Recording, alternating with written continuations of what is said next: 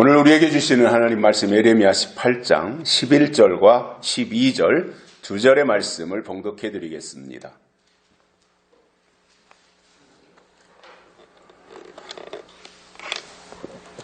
그러므로 이제 너는 유다 사람들과 예루살렘 거민들에게 말하여 이르기를 여호와의 말씀에 보라, 내가 너희에게 재앙을 내리며 계책을 베풀어 너희를 치려 하노니 너희는 각기 악한 길에서 돌이키며 너희 길과 행위를 선하게 하라 하셨다 하라.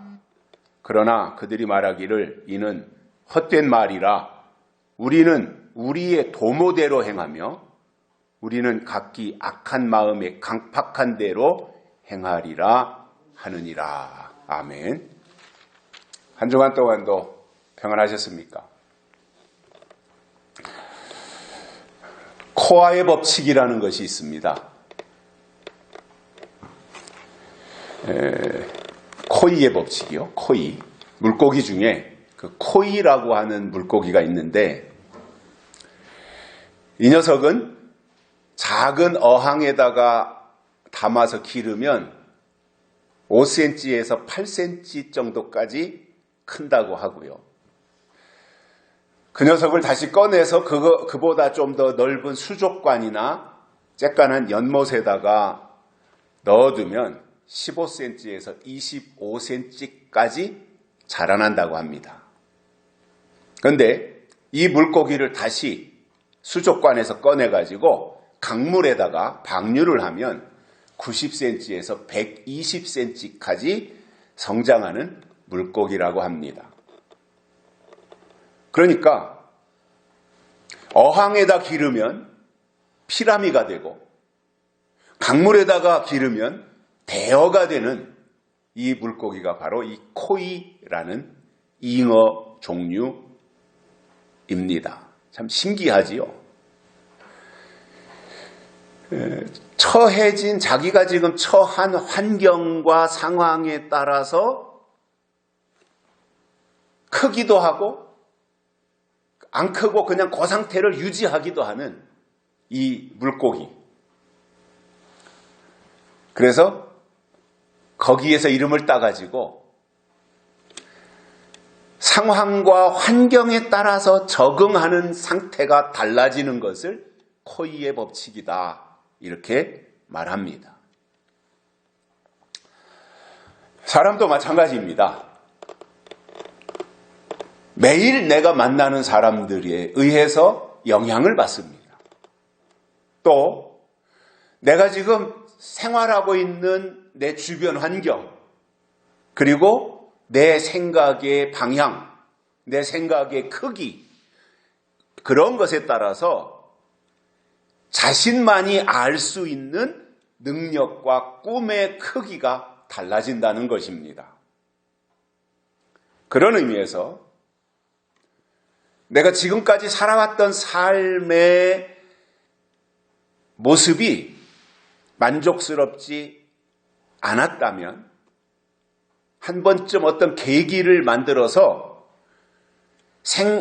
그 환경을 바꿔볼 필요가 있다는 거예요.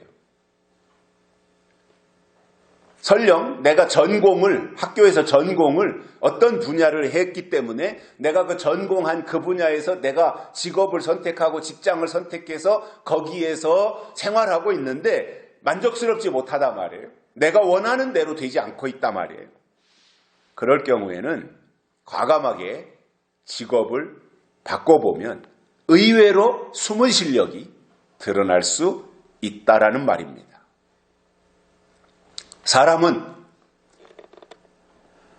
이 환경의 지배와 영향을 두드러지게 많이 받아요.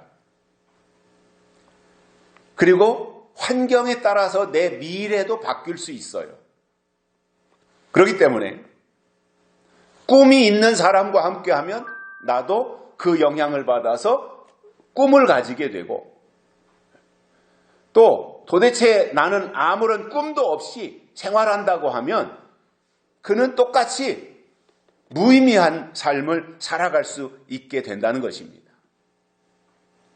그리고 사람에게 꿈이 중요한 이유는 그 꿈의 크기에 따라서, 그리고 내가 지금 어떤 꿈을 꾸고 있느냐에 따라서 그의 인생도 달라진다는 말입니다. 우리가 요한계시록을 듣는 것은 계시록을 통해서 하나님의 꿈이 무엇인지 발견하려는 것입니다.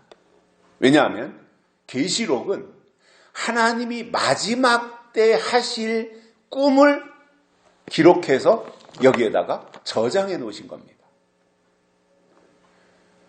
요한계시록은 마지막에 하나님이 어떤 일을 하시겠다, 하나님의 계획이 이런 것이다, 하나님의 목표가 이런 것이다, 하나님의 꿈이 이런 것이다 라고 하는 것을 기록해서 저장해 주신 것입니다. 그래서 우리가 계시록을 통해서 하나님의 꿈을 꾸면 하나님은 그때부터 너무 좋아서 춤을 추기 시작한다는 겁니다. 우리가 하나님을 꿈꾸면 하나님은 그때부터 춤을 추신다는 거예요. 얼마나 좋으셨으면. 그러니까 우리가 지금 예언의 말씀을 듣는다. 예언 자체가 뭐예요? 하나님의 꿈이라 말이에요. 하나님의 계획이라 말이에요. 약속의 말씀이다. 그 약속 자체가 뭐예요? 하나님의 꿈이고 계획이다 말입니다. 그래서 그것을 우리가 품고 간직하고 있으면 하나님이 얼마나 기뻐하시겠냐라는 말씀이 되는 거지요.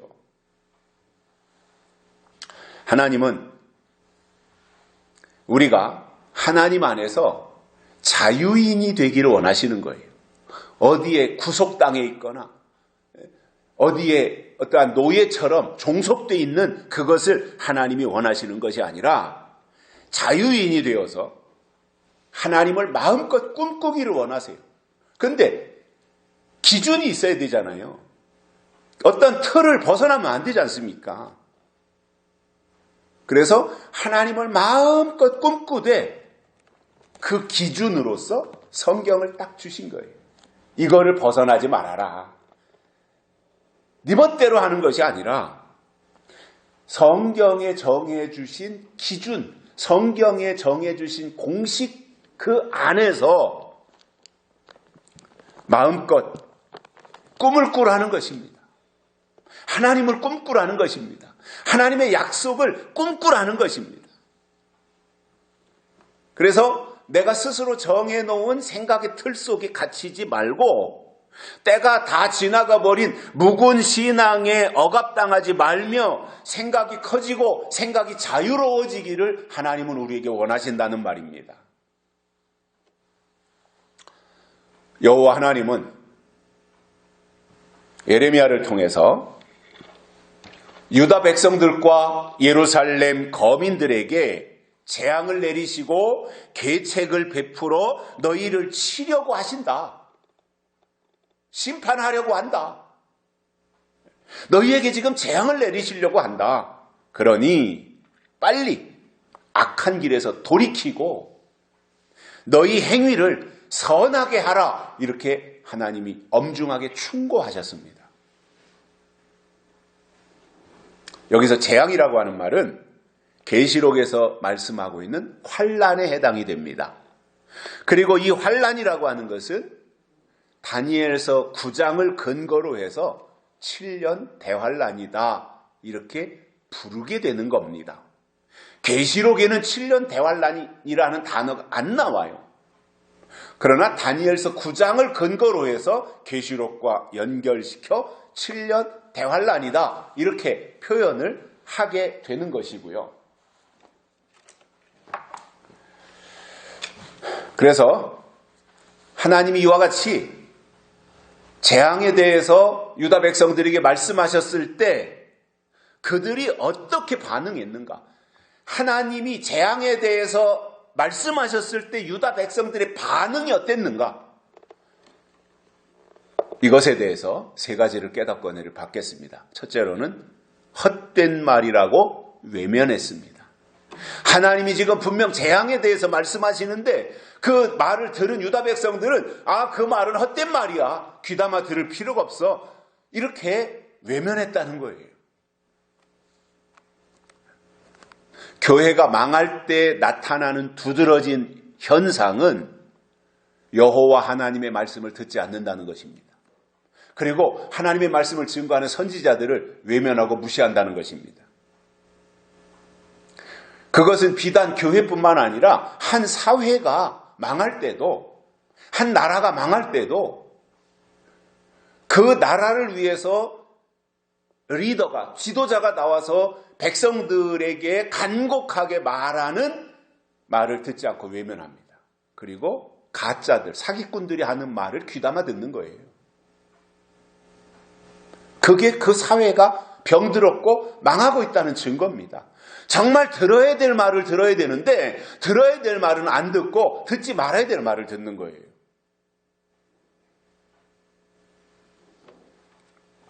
하나님이 선지자를 통해서 유다 백성들에게 재앙을 내리시겠다고 경고를 하셨으면 당장 회개하고 용서를 구해야 하는데 헛된 말이라고 무시하고 있는 겁니다. 하나님은 지금 분명하게 예레미야 선지자를 통해서 진실을 말씀하셨고 하나님의 마음과 하나님의 계획을 그들에게 지금 설명을 하면서 그 악한 길에서 빨리 돌이켜라 이렇게 권면하셨는데 안 들어요. 그리고 헛된 말이라고 무시한 겁니다. 자, 이러한 내용을 통해서 우리가 짐작할 수 있는 것은 뭐예요? 그 당시에 유다 백성들의 영적인 상태가 어느 정도였는지를 알 수 있는 겁니다. 그 당시에 하나님과 유다 백성들의 관계가 어떠했는지를 짐작할 수 있는 것입니다.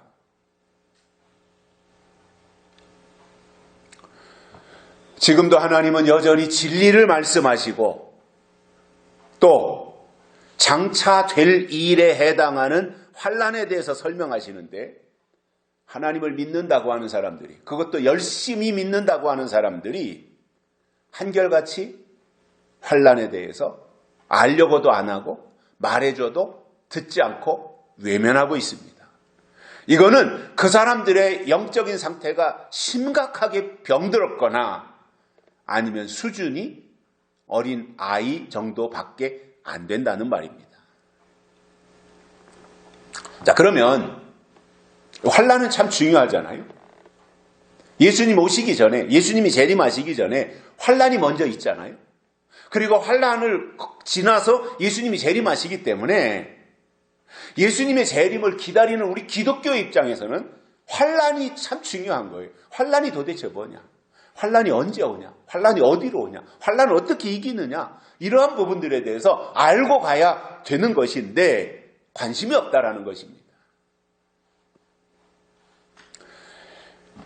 다니엘서와 요한계시록을 연결시켜 볼 때 7년이라고 하는 거 있잖아요. 7년 대환란이라고 할 때 그 7년이라고 하는 것은 다니엘서가 말씀한 70일에 나와요. 70일에.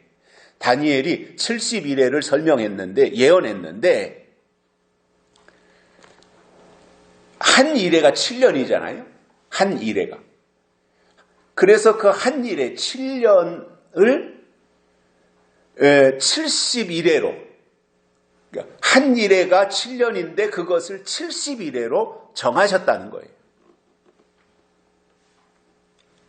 그런데 그 70일회를 보니까 다니엘이 어떻게 말씀했냐면 62일회가 지나고 그리고 7일회가 지났어요. 그러면 69일회가 지나간 거예요. 그리고 마지막 한 일회가 나오는 거예요. 이것이 마지막 7년 대환란의 근거가 되는 겁니다. 이 마지막 한 일회에 대해서 다니엘이 설명하면서 이렇게 말합니다. 다니엘서 9장 27절에 보면 일회의 절반에, 마지막 한 일회인데 마지막 한 일회 7년의 절반에, 일회의 절반에 제사와 예물을 금지할 것이다. 그러니까 7년 마지막 한 일회 중에서 그 중간 절반 부분에서 제사와 예물을 금지한다. 그러니까 하나님께 예배드리는 방식이 바뀌어버린다라고 하는 것을 그렇게 설명을 해주고,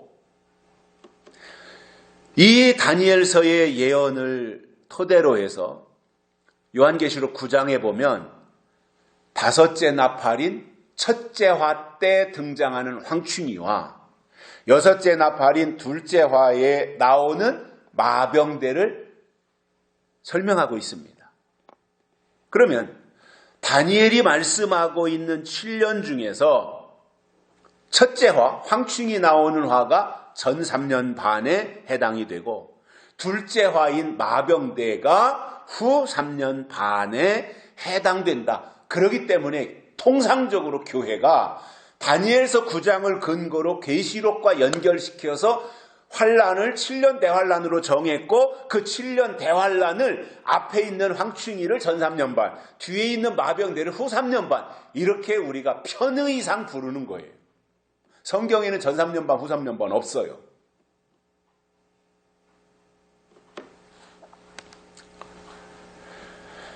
그렇기 때문에 이러한 내용들을 성경은 말씀하고 있잖아요. 누가 지어낸 얘기라면 그거는 그냥 무시해도 돼요. 누가 지어내서 퍼뜨리는 가짜뉴스라면 무시해도 되는데 성경이 이렇게 말하고 있다는 거예요. 다니엘 선지자가 말하고 있고 그것을 연결해서 계시록에서 설명하고 있다는 거예요. 그렇다면 어떻게 해야 되겠습니까? 교회가 받아들여야죠. 그리고 그 내용을 믿어야죠. 그리고 귀담아 들으려고 해야지요.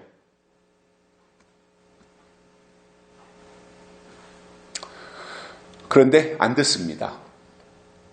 관심이 없습니다.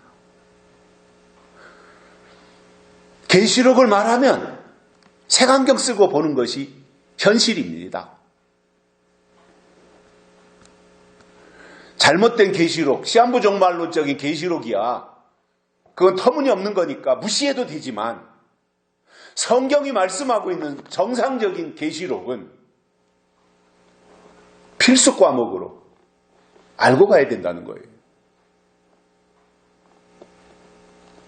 하나님이 그토록 계시록을 중요하게 말씀하시는데 기독교인의 입장에서, 교회의 입장에서 그 계시록을 무시할 자유가 없는 겁니다. 교회에.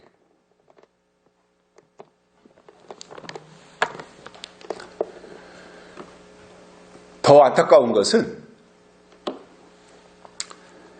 계시록을 말하면 시대에 뒤떨어진 사람으로 취급해요. 좀 현대적인 감각을 갖추지 못한 사람처럼 취급을 해요. 옛날에 캐캐묵은 신학 공부도 제대로 하지 않고 신학교도 그냥 어떻게 변변하게 안 나오고 그런 사람들이 그냥 사람들을 불러 모으기 위하여 요한계시록을 가지고 설교한다라는 정도로 무식한 사람으로 치부해버립니다. 그러나 여러분, 진짜 중요한 것은 이 시대의 요한계시록이고요. 요한계시록을 말하고 요한계시록에 비중을 두고 가는 신앙이 시대를 앞서가는 첨단 신앙인 겁니다.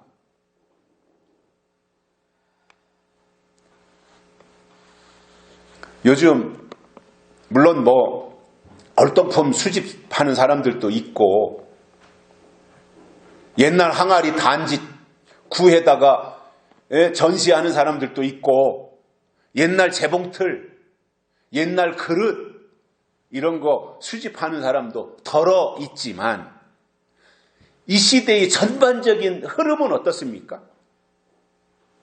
최고로 좋은 것을 향해서 사람들이 가잖아요. 이왕이면 좋은 것을 내가 선택해서 그것을 사용하려고 하잖아요.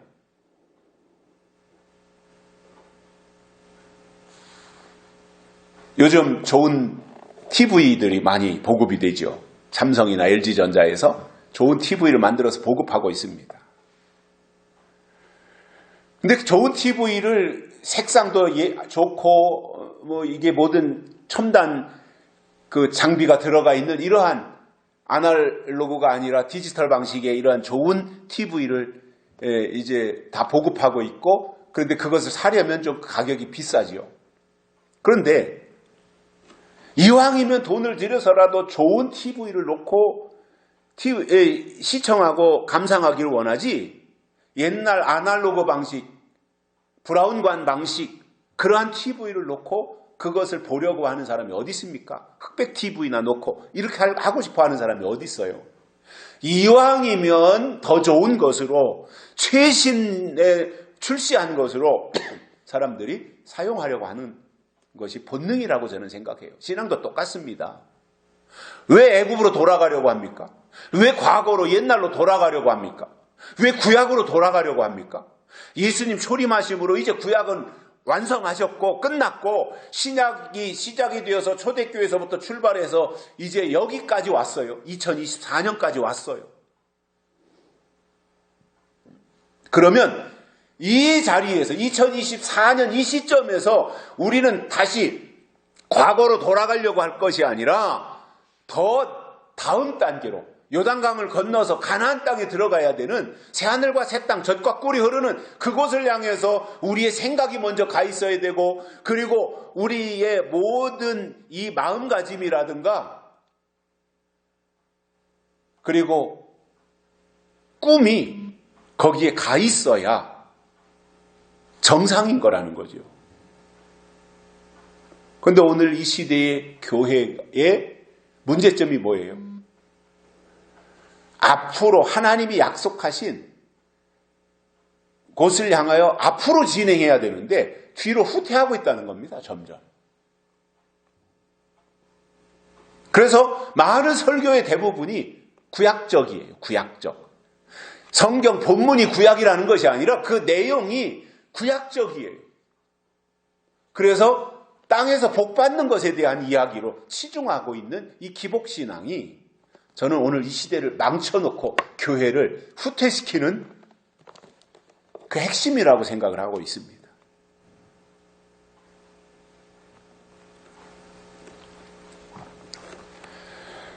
하나님이 주시는 이 시대적으로 내려주시는 그 말씀은 듣고 받아들이고 감사하고 그리고 그 말씀으로 내가 변화되어지고 이렇게 가려고 해야 되는데 헛된 일이라고 무시하고는 듣지 않으려고 하는 것이 병폐라는 것입니다.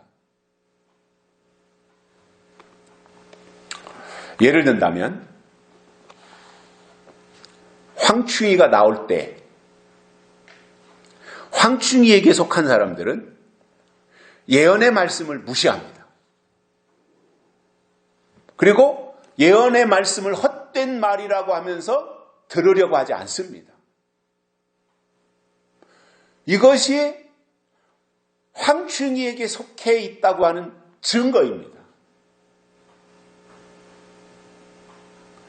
예언의 말씀이 없어요. 약속의 말씀이 없어요.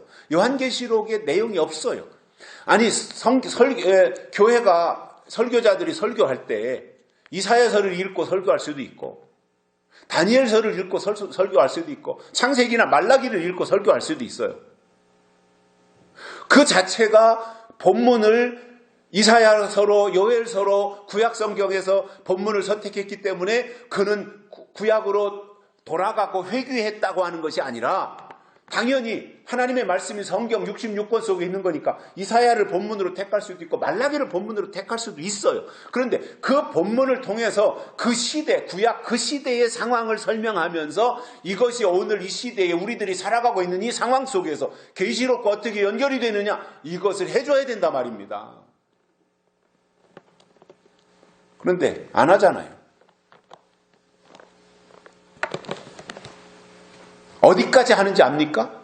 예를 들어서 구약 어디를 읽어놨다. 그럼 그것에 대해서 시대적인 상황, 배경 이런 것들을 다 설명하고 그 내용의 요점이 무엇이고 그리고 우리가 어떻게 살아야 되는 부분까지 가는 거예요.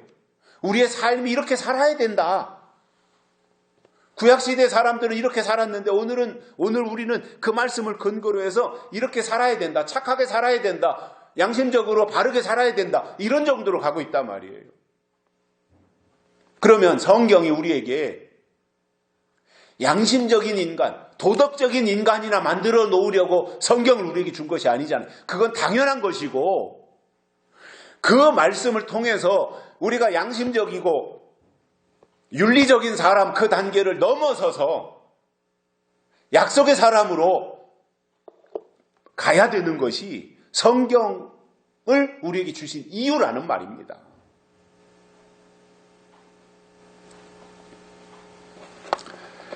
정말 이 시대에 하나님을 믿고 또 어느 정도로 신앙의 연조가 쌓이면 요한계시록의 내용에 관심을 가지는 것은 당연한 일이고, 계시록에 궁금증을 가진다는 말은 뭐냐면 그가 신앙적으로 성장했다는 겁니다. 세상에서도 보면 어렸을 때는요, 만화책이나 보려고 안달하는 거예요.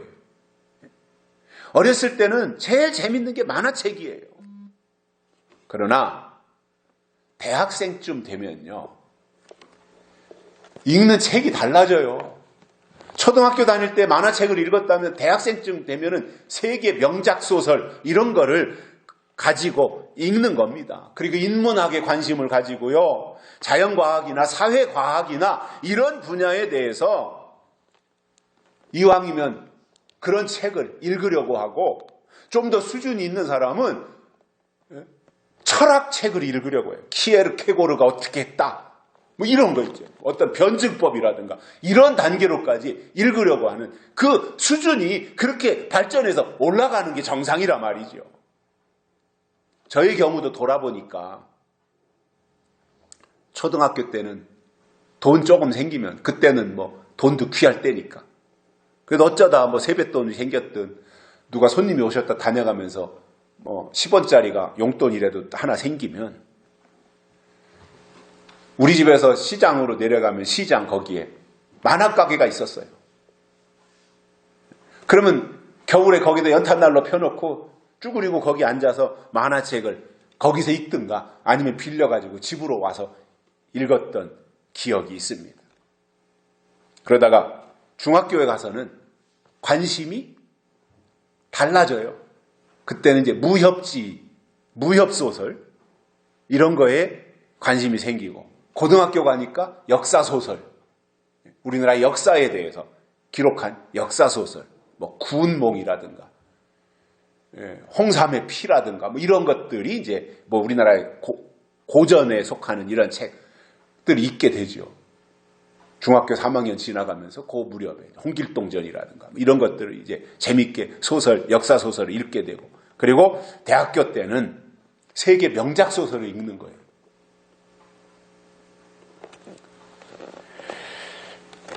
무슨 말이냐면 사람이요, 나이를 먹을수록 수준이 달라져야 돼요. 대학생인데 맨날 만화책이나 들고 그냥 만화책이나 읽으려고 하고 이렇게 된다면 그거는 좀 문제가 되지 않겠습니까? 물론 읽을 수 있어요. 그러나 만화책만 보려고 하는 건 문제가 되는 거죠. 내가 세계 명작 소설, 대지라든가 이런 아주 그 장편 소설 같은 게 있잖아요. 그런 것들을 읽다가도 또 재밌는 만화, 뭐 슬램덩크인가 뭐 이런 만화로 나온 거 꺼내서 읽을 수 있지요. 그건 문제가 안 되지요. 고기 먹는 사람이 우유 먹는다 그래서 문제가 됩니까? 근데 고기 먹어야 될 나이가 됐는데 고기 먹을 생각은 안 하고 맨날 우유만 먹으려고 하고 있으니까 그게 문제가 된다는 거지요. 그래서 신앙도 연조가 쌓여갈수록 위의 것을 찾고 높은 곳에서 양식을 구해야 정상인 거예요. 그럼에도 만화책이나 읽는 정도의 수준을 가지고 있으면서 만화책이면 다 되고 만화책이 전부라고 생각하면서 무협지, 역사소설, 세계 명작소설을 다 부정한다면 그 사람의 수준은 초등학교 밑바닥 수준인 겁니다.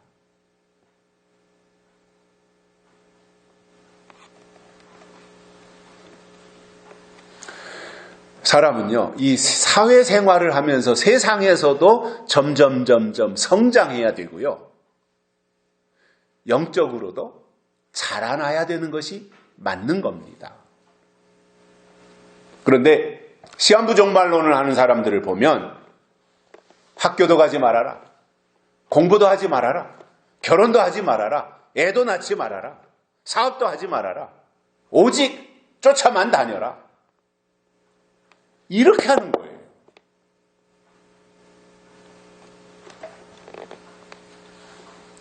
똑같은 원리로 하나님은 하실 일을 요한계시록에다가 상세하게 기록해 놓으셨는데 맨날 기복신앙만 부르짖고 이 세상에서 돈도 많이 벌고 복 많이 받으세요, 이렇게 부르짖는 사람들이 자기들만 옳고 계시록을 하는 사람들을 틀렸고 헛된 말이라고 한다면 그 사람이 잘못된 거다, 그 말입니다. 그럼에도 무식하면 용감하다고 자기가 하는 말은 무조건 다 맞고 자기가 알고 있는 것은 다 옳은 것이며 다른 사람들은 다 틀렸다, 잘못됐다, 이렇게 말한다면 그는 유치원생입니다. 하나님은 우리가 영적으로 잘 성장하고 더 높은 차원으로 올라가기를 원하시는데 만화책이나 보는 수준에 머물러 있는 주제에 다른 사람들에 대한 옳고 그름을 평가할 수 있겠습니까? 어린아이가 무슨 평가를 해요.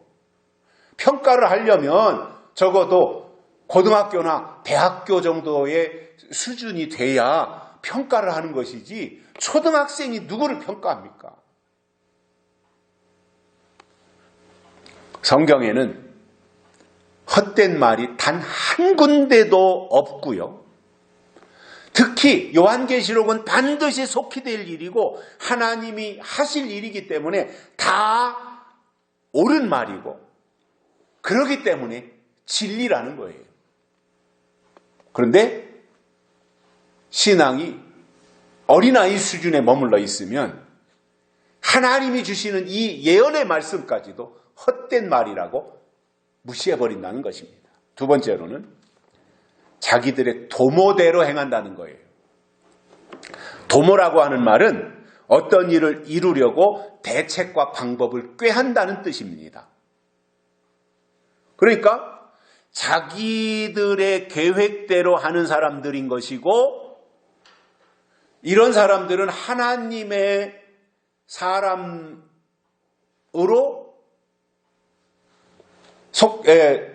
평가될 수가 없는 겁니다. 왜냐하면 하나님의 사람들은 이런 거잖아요. 어떤 중요한 일을 하기 전에 이것이 먼저 하나님의 뜻인지 아닌지를 생각하고 하나님의 뜻에 맞추려고 노력하는 사람들이 하나님의 사람들입니다. 그래서 하나님의 사람은 먼저 하나님의 뜻대로 하고 세상 사람들은 먼저 자기 뜻대로 하는데 문제는 요한계시록에 나오는 짐승은 어떠냐는 겁니다. 하나님의 사람은 하나님의 뜻대로, 세상 사람은 세상의 뜻대로 하는데 그러면 계시록에서 나오는 짐승은 어떠냐는 거예요. 계시록 17장에 7머리 10뿔 가진 희한한 짐승이 나타나는데 7머리는 7나라이고 10뿔은 10왕이라고 설명하고 있습니다. 그런데 이 10뿔이 아직 나라를 얻지 못했지만 짐승으로 더불어 임금처럼 권세를 받아서 일시 동안 그 권력을 행사한다, 이러한 설명을 해주고 있습니다. 그래서 이 희한한 짐승이 활동할 때가 되면 10뿔은 자기 뜻을 가지고 자기의 능력과 권세를 짐승에게 준다, 이 내용이 나옵니다. 그러니까 이 짐승은 하나님의 뜻을 도모하는 것이 아니라 짐승의 뜻을 도모해서 짐승의 뜻대로 행동하고 움직이는 세력입니다. 자, 그렇다면 하나님을 믿는 사람들에게 가장 중요한 것은 하나님의 뜻이에요. 교회는 예배 때마다 설교라고 하는 도구를 통해서 하나님의 뜻을 제공하는 거예요.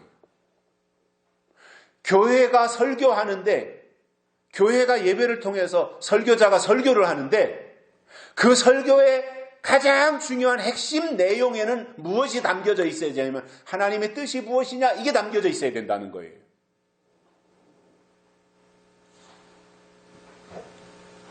바울은 로마서 12장에서 너희는 이 세대를 본받지 말고 오직 마음을 새롭게 함으로 변화를 받아 하나님의 선하시고 기뻐하시고 온전하신 뜻이 무엇인지 분별하도록 하라, 이렇게 말씀하셨습니다. 바벨론에게 포로로 잡혀갔던 다니엘은 3명의 친구들과 함께 바벨론의 우상을 섬기지 않고 하나님만 섬기면서 바벨론에서 제공하는 부정한 음식을 먹지 않기로 작정했고 하루에 3번씩 예루살렘 성전을 향해서 기도하기로 결심한 사람들입니다. 그리고 그대로 그들은 그것을 실천했습니다. 그랬더니 뜻을 정한 다니엘과 3 친구들에게 하나님이 은총을 주셔서 풀무불에 들어가든 사자굴에 들어가든 그 뜻을 지킬 수 있도록 생명을 보장해 주시더라는 겁니다. 뜻이 있고 그 뜻을 끝까지 사수하려고 결심하니까 나머지는 모든 환경적인 부분들을 하나님이 보호해 주시더라는 말입니다. 뜻이 중요하다는 말입니다.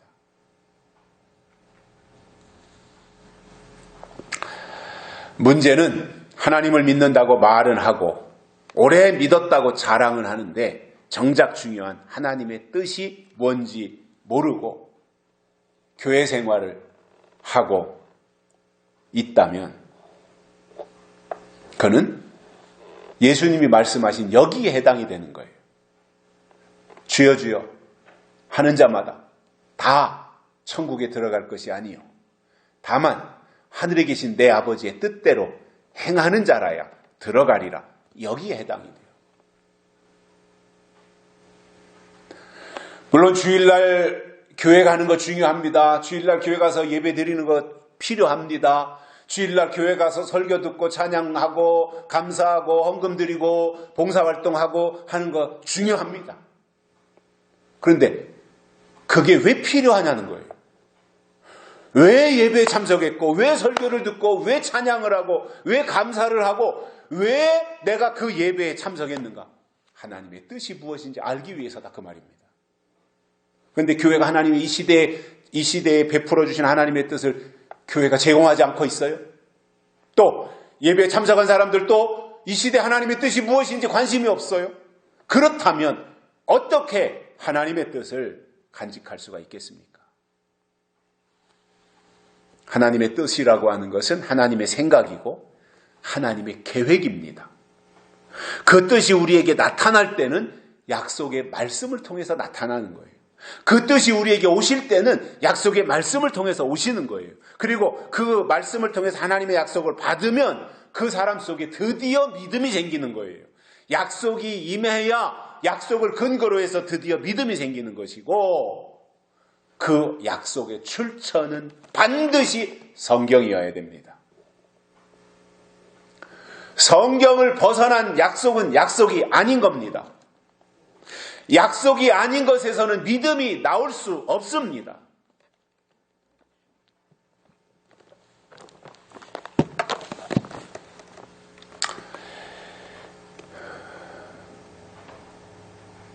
여러분, 우리가 음식을 먹을 때 제일 중요한 것이 맛인데 맛을 내게 하는 핵심이 간이 맞아야 되잖아요. 간. 아무리 맛있는 설렁탕집에 가서 아무리 맛있는 도가니탕집에 가서 한우, 도가니탕 뭐 이런 거 곰탕 이런 거 먹더라도 간이 안 맞으면 맛이 없어요. 그래서 음식을 먹을 때 간이 안 맞으면 소금을 더 넣든지 아니면 너무 짜면 거기다가 물을 조금 부어서 간을 조정을 하든지 이렇게 해서 얼마든지 먹을 수 있어요. 음식은 간만 맞으면 얼마든지 먹을 수 있어요. 그러나 아무리 간이 잘 맞는다고 할지라도 상한 음식은 먹을 수 없어요. 제가 왜 이 말씀을 드리냐면 고장난 사람은 고쳐 쓸 수 있고요.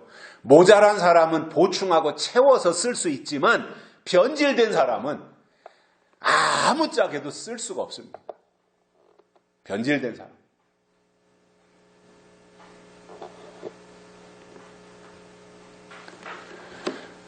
하나님의 사람이라면 자기 생각대로 도모하려고 하지 말고 하나님의 뜻대로 도모하고 하나님의 생각을 따라가야 정상이다 그 말인 겁니다. 세 번째로는 악한 마음에 강팍한 대로 행했습니다. 유다 백성들이 이랬어요.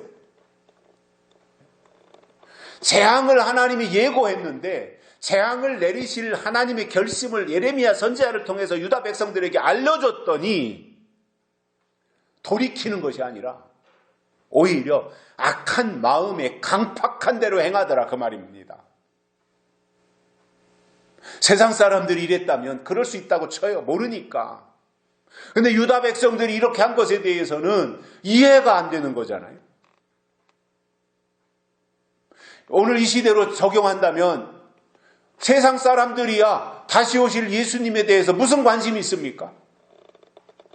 그러나 교회 안에 머물러서 교회를 통해서 신앙생활하고 있는 분들에게는 예수님의 재림이 가장 중요한 거 아니에요? 여러분, 예수님이 땅에 초림하셨을 때는 초림 예수님이 중요했어요.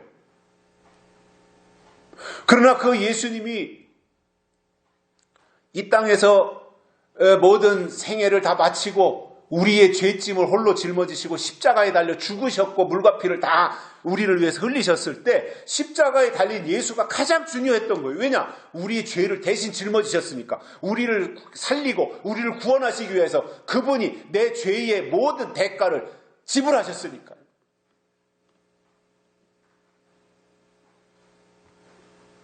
그 예수님이 부활하셨습니다. 부활하신 예수님은 누구와도 바꿀 수 없고 가장 중요한 자랑이 된 겁니다. 그러다가 처소를 예비하면 다시 오시겠다고 하시고 승천하셨습니다. 하나님 보좌로 올라가셨습니다.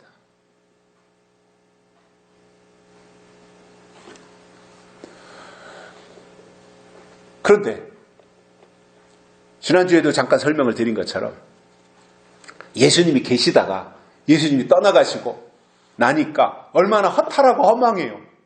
속된 말로 닥쳤던 개신세처럼 아니 우리가 그동안 뭐 한 거예요? 3년 반 동안. 이렇게 생각할 수도 있잖아요. 그래서 이러한 사람들의 마음을 달래주고 예수님은 가셨지만 그래서 예수님은 볼 수 없지만 그 예수님을 대신해서 마가다락방에 성령을 보내주셨던 것이고 그래서 예수님이 보혜사로 오셨다가 보혜사이신 예수님이 가시고 그리고 다른 보혜사로 성령을 보내주신 것이고 그 성령으로 말미암아 이제 함께 살아가는 것이 사도행전을 통해서 우리에게 증거해주는 그래서 사도행전은 성령이 어떻게 역사하셨는가 교회 안에서 성령이 어떻게 역사하셨고 사람들 속에서 성령이 어떻게 역사하셨는가를 기록한 것이기 때문에 사도행전을 다른 말로 하면 성령행전이 되는 거지요. 그러면서 성령이 오셔서 2000년 동안 교회의 시대를 쭉 이끌고 오셨고 그리고 교회 안에 믿는 자들을 변화시켰고 교회 안에서 믿는 자들에게 충만함을 기쁨을 그리고 은혜를 성령을 통해서 베풀어 주셨어요. 그래서 성령이 하는 일이 뭐예요? 예수님을 보게 만든 거예요. 그래서 성령 충만하면 예수님을 바라보게 되어 있어요. 그렇기 때문에 은혜 시대 끝에 이 자리에 와서 성령 하나님의 영으로 충만하고 보혜사의 이끌림을 지금까지 받아왔다면 여기에서 당연하게 해야 되는 것이 뭐예요? 다시 오실 예수 그리스도를 기다려야 되는 것이 마땅한 일입니다. 누구나가 다 좀 더 잘하는 부분이 있고 좀 더 잘 못하는 부분이 있어요. 장점이 있고 단점이 다 있잖아요. 누구나가. 완벽하게 다 잘할 사람이 어디 있어요? 그러니까 나름대로 그 사람에게 장점은 장점대로, 잘하는 부분은 잘하는 부분대로 하고 모자란 부분은 뭐 도저히 노력해도 안 되는 부분은 어떻게 하겠습니까? 공부에 관심 없는 학생을 붙잡아 놓고 맨날 아버지도 공부해라, 학교 가면 선생님도 공부해라, 이렇게 해놓으면 스트레스 받아서 어떻게 살겠어요? 공부에 관심이 없는 학생은 좋은 선생님이 누구예요? 좋은 부모가 누구냐면 이 아이의 달란트가 뭐냐? 이 아이가 어떤 특기를 가지고 있느냐? 이것을 발굴해가지고 그 방향으로 줘야죠. 노래를 잘한다 그러면은 그 방향으로 이렇게 개발을 시켜주는 것이고, 이 사람 운동을 잘한다 그러면 운동하는 쪽으로 개발을 시켜주고, 이렇게 하면 스트레스 안 받지 않겠어요? 자기 하고 싶은 거 하니까. 자기 취미가 특기가 되는 거니까 얼마나 신나겠어요. 그런데 하기 싫은 거 억지로 시키면 능률도 안 오르고 스트레스는 받고 효과가 떨어지는 거죠. 우리가 이 시대에 다시 오실 예수님을 겨냥하고 신앙생활하고 있는데, 아무개는 이 부분을 이렇게 잘하고 아무개는 이 부분을 이렇게 잘하고, 그런데 이 부분은 좀 부족하고 이 부분은 조금 이제 미달되고 뭐 이러한 부분들이 다 있지만, 그러나 내 약점 때문에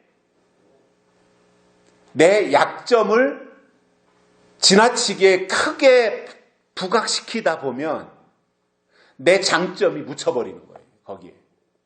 그러니까 약점은 약점대로 두고 내 장점이 무엇인지를 발굴해서 내 장점을 키워나가야 되는 겁니다. 신앙도 저는 똑같은 영역이라고 그렇게 생각을 하거든요.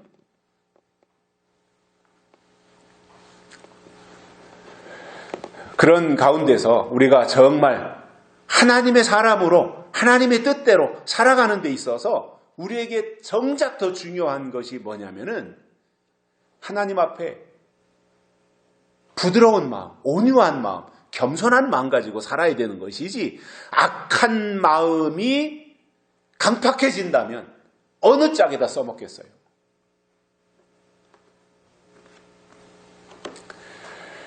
저는 이 강팍한 마음의 대표 선수는 애굽의 바로 왕이라고 생각을 하는데, 그는 모세가 하나님의 백성을 내보내라고 했을 때 전혀 듣지 않았어요.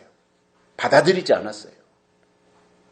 그래서 모세가 그때부터 하나님이 시키시는 대로 들고 있던 지팡이를 뱀이 되게 했더니 바로의 술객들도 모세가 하는 것을 똑같이 하잖아요. 뱀이 되게 하는 거예요. 그래서 이 애굽의 바로 왕은 모세가 어떤 말을, 내 백성을 빨리 내보내라고 해도 안 듣는 거예요.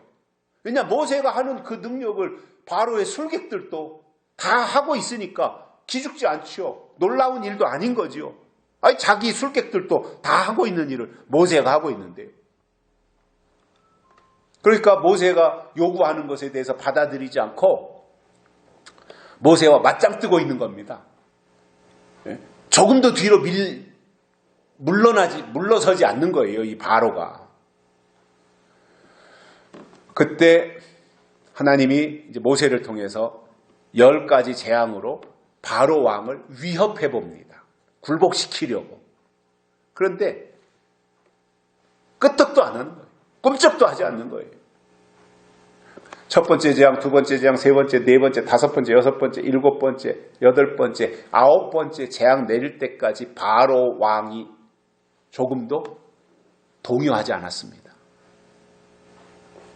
그러다가 마지막 열 번째로 닥친 장자가 죽는 재앙, 집집마다 장자가 다 죽어나갑니다. 동물들도 첫 번째 동물은 다 죽어나갑니다.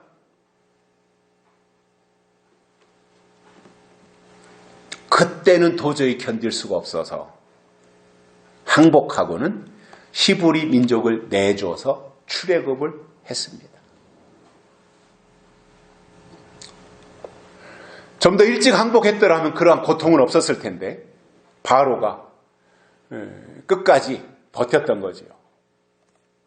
그런데 이 바로 왕이 바로 이 악한 마음에 강팍한 대로 행했던 악인의 샘플이에요. 사도 바울은 데살로니가 후서 2장에서 악한 자가 왜 임하는지 그 이유에 대해서 설명하기를 사단의 역사를 따라 모든 능력과 표적과 거짓 기적과 불의의 모든 속임으로 멸망하는 자들에게 임하리니 이렇게 말씀하고 있습니다. 멸망하는 자들에게 악한 자가 임한다는 거예요. 불의의 속임으로, 거짓말로, 가짜로 임한다는 겁니다. 근데 누가 속는다는 거예요?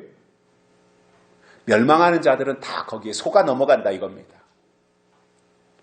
요한계시록에도 악한 자가 나오는데 계시록 9장에서 다섯째 나팔과 또 여섯째 나팔에 나오는 황충이와 마병대, 즉 거짓 선지자와 적그리스도가 악한 자이고 그들은 강팍할 대로 강팍해진 사람들입니다. 그들이 얼마나 악하고 강팍한지 믿는 자들 위에 군림해서 자기를 보여 하나님이다라고 하는 최악의 단계까지 간다고 했으니 그야말로 양심에 화인 맞은 자들이죠. 그런데 문제는 이렇게 무자비한 악행을 저지르는데 교회와 믿는 자들이 그 악인들의 실체를 제대로 분별하지 못하고 있기 때문에 아무런 대책을 세우지 못하고 있다는 거예요. 무방비 상태로 당하는 거지요.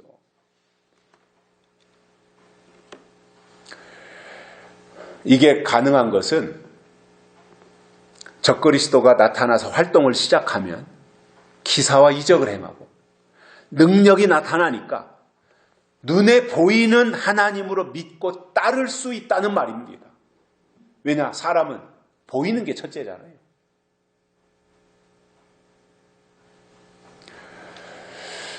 저는 이것이 교회 시대 끝에 가서 나타날 가장 중요한 일이고 적그리스도가 등장하면 사실은 교회 시대는 완전히 그것으로 끝나는 겁니다. 끝! 교회 시대의 완전 끝! 그것을 선언하는 것이 적그리스도가 등장하는 것이고 그 적그리스도들에게 주어진 시간은 42달입니다. 3년 반이죠. 42달.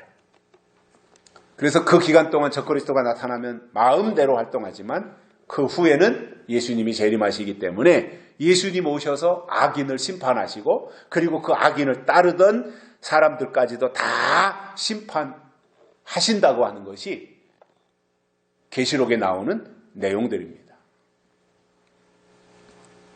그래서 우리가 가끔씩이라도 스스로를 진단해서 마음이 악해지거나 또는 강팍해지면 안 되고 늘 온유하고 겸손하며 성실하고 착하게 살아야 된다는 거예요. 결론으로 하나님이 예고하신 재앙에 대해서 유다 백성들이 보여준 반응은 그야말로 최악이고 어처구니 없는 일입니다. 그렇다면 우리는 성경을 근거로 해서 하나님이 우리에게 주신 약속의 말씀에 비중을 두고 하나님의 말씀만이 진리라고 고백하면서 하나님의 뜻대로 행하는 하나님의 사람들이 되시기를 주의 이름으로 축복합니다. 살아계신 하나님 아버지 감사합니다. 오늘 또 우리를 불러주시고 말씀을 듣게 해주셔서 감사를 드립니다. 오늘 주신 말씀 근거로 재앙에 대한 설명이 있을 때 유다 백성들처럼 반응하지 말고 믿음의 반응, 하나님 앞에 보여서 칭찬받는 저희들 될지언정 재앙에 들어가고 심판에 던져지는 어리석은 자들이 되지 않도록 하나님 끝까지 우리를 이끌어 주시옵소서. 다시 오실 예수님의 이름으로 간절히 기도드리옵나이다. 아멘. 찬송가 383장 부르시면서 헌금 드리시겠습니다. 383장입니다.